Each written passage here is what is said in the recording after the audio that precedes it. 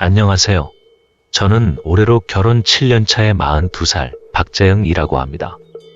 또 처가살이를 시작한 지는 벌써 4년차에 접어들었습니다. 맞벌이를 하면서 아이를 키운다는 게 참 버거운 일이었는데 처가 쪽 식구들이 도움을 주신다고 하셔서 현재는 처가살이를 하고 있습니다. 아내가 친정에 돌아가면서 더 안정적이게 바뀐 것 같아 기쁜 마음이 있습니다만 요즘 따라 저희 부부관계를 갖는 게 점점 더 어려워져서 그게 참 고민입니다. 아무래도 아내는 부모님이 눈치챌지도 모른다는 핑계로 자꾸만 거부를 하더라고요. 그냥 그럴 만한 이유라고도 생각이 들지만 자꾸 거부를 계속 하다 보니 저도 마음이 상했습니다. 결국 참다가 폭발한 저는 아내에게 더 이상 못 참겠다고 이야기를 했습니다. 오늘까지 관계를 못 갖는다면 정말 미쳐버릴 것 같다고 했죠. 아내는 밤이 되면 오늘은 꼭 관계를 갖자고 이야기를 했음에도 퇴근해서 집에 오면 아내는 말을 바꿨습니다. 부모님이 깨실지도 모른다고 하거나 아이들이 잠을 뒤척여서 신경 쓰인다고 못하겠다고만 하더라고요. 아내는 별의별 변명을 다 늘어놓고 거부하기 때문에 저도 완전히 질려버릴 수밖에 없었습니다. 아내는 저희 처가살이를 너무 가볍게 생각하는 듯 했습니다. 사실 말이 처가살이지만 저희 부부는 매달 처가의 생활비로 300만 원을 드리고 있어요.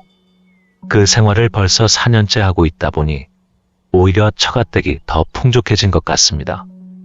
아이들 돌봐주시는 비용과 식비를 포함해서 300만 원이면 꽤 큰 돈이잖아요. 부담스럽긴 하지만 그래도 꼭 보답을 하고 싶어서 아내와 정한 금액이었습니다. 그리고 아내를 포함해서 처가댁 식구들이 총 출동해서 여행을 간다면 당연하다는 듯이 많은 비용을 제가 지불해왔습니다. 또 연말 보너스도 당연하다는 듯이 처가댁과 나누어서 사용해왔습니다.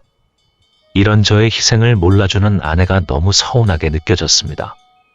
제가 그렇게 간청했음에도 불구하고 끝까지 나를 거부하는 아내를 보자 저는 분노를 느꼈습니다. 저는 그날 이 집에 다시는 들어오지 않겠다는 마음으로 조용히 짐을 싸서 나왔습니다. 아내가 뭐 하는 거냐고 물어봤지만 아무런 대꾸도 하지 않고 조용히 짐을 차에 싣고 집을 빠져나왔어요.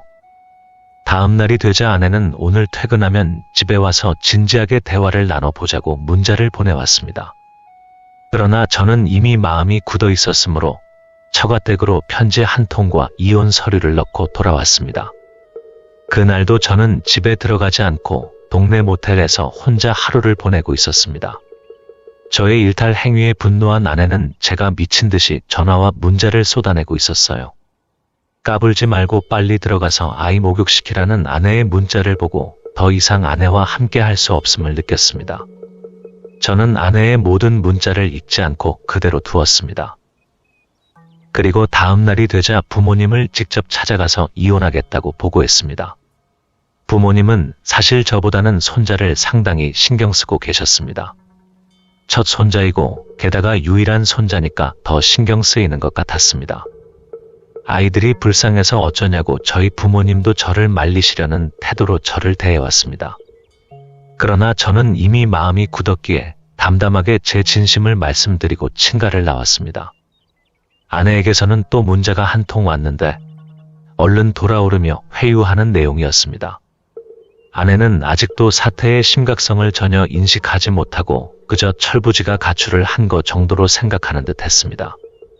저는 법적으로 제대로 하고 싶다면 역시 변호사를 세워야 한다는 결론을 도출해냈습니다. 이혼 서류에 이름을 써서 내면 되는 건 아닐 테고 재산 분할도 해야 하니까 반드시 변호사가 필요했습니다. 그날 밤은 그냥 친정에 머물기로 하고 느긋하게 지내고 있었는데 목욕을 하고 있는데 거기에 갑자기 아들이 저희 집으로 찾아와서 깜짝 놀랐습니다. 게다가 아내와 장인 장모님도 찾아오셔서 준비도 안 된 상태에서 당황하고 말았습니다. 일단 대화가 시작되자마자 저는 부모님과 아내, 장인, 장모님께 큰맘 먹고 지난 4년간 부부 생활이 전혀 없다고 얘기했습니다. 초반에 분위기를 딱 잡아가는 게 중요하다고 생각했기 때문에 바로 돌직구를 던지고 대화를 시작했습니다. 분위기가 묘하게 흐르자 아내가 갑자기 제 말을 가로챘습니다. 사실은 둘째가 생길까 두려워서 관계를 갖지 않았던 것뿐이라며 핑계를 대기 시작했습니다. 아내는 울음을 터뜨렸고 아이를 키우는 것에 대해 너무 스트레스를 받아서 산후 우울증을 끔찍하게 겪었다고 했습니다. 그러나 사실 육아에 관해서 아내보다 제가 훨씬 더 많이 노력을 해왔고 시간을 쏟아왔습니다. 직장에서 버는 돈은 맞벌이였지만 제가 수입이 2배 이상 많았고 집에서도 집안일을 아내보다 오히려 제가 더 많이 하고 있었기에 아내의 논리가 이해가 안 되었습니다. 그런데 아내가 눈물을 흘리자 온 집안 사람들의 분위기가 냉랭해져 있음을 느꼈습니다. 저희 부모님 역시도 약간은 저를 비난하는 듯한 태도를 보이기 시작한 겁니다. 상황이 점점 저에게 불리하게 돌아가고 있었습니다. 아내는 분명히 거짓말을 하고 연기를 하고 있는데 모두 그 연기에 속고 있던 것입니다. 상황이 점점 불리해지고 있던 순간 탁자 위에 올라놨던 아내의 핸드폰에 문제가 왔습니다. 순간적으로 아내가 당황해하며 재빨리 핸드폰을 감추는 걸 제가 포착했습니다. 아주 짧은 시간이었지만 아주 당황한 듯 급하게 감추려는 느낌을 받은 거죠. 저는 방금 핸드폰으로 온 문제가 굉장히 중요한 비밀을 감추고 있는단 쎄한 느낌을 받았습니다.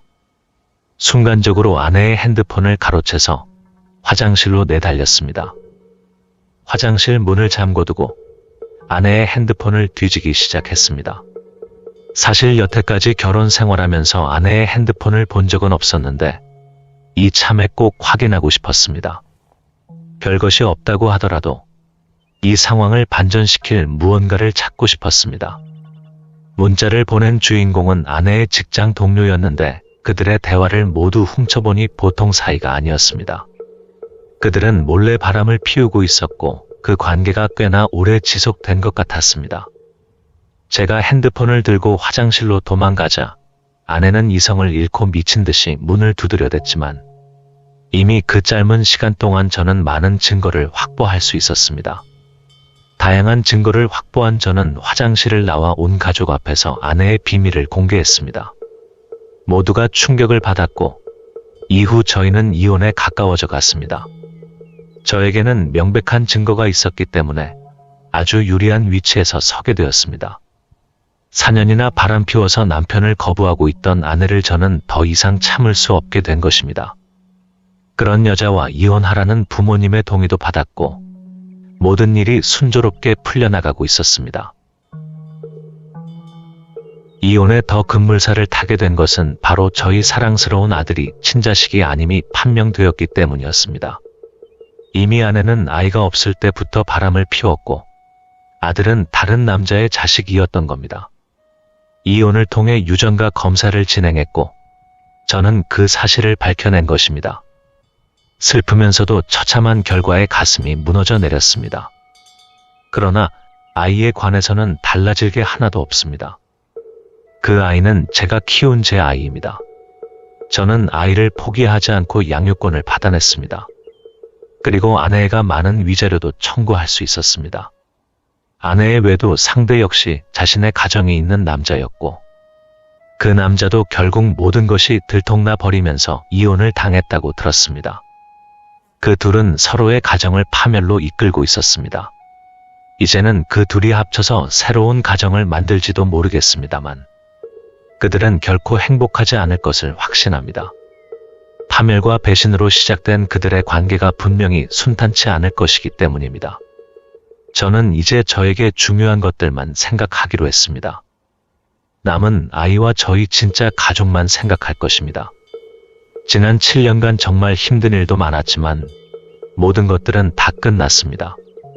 지금까지 제 긴 사연 들어주셔서 감사합니다. 저에게 어떤 좋은 이야기나 조언이 있으시면 댓글로 달아주세요. 저에게 아주 큰 힘이 될 것 같습니다.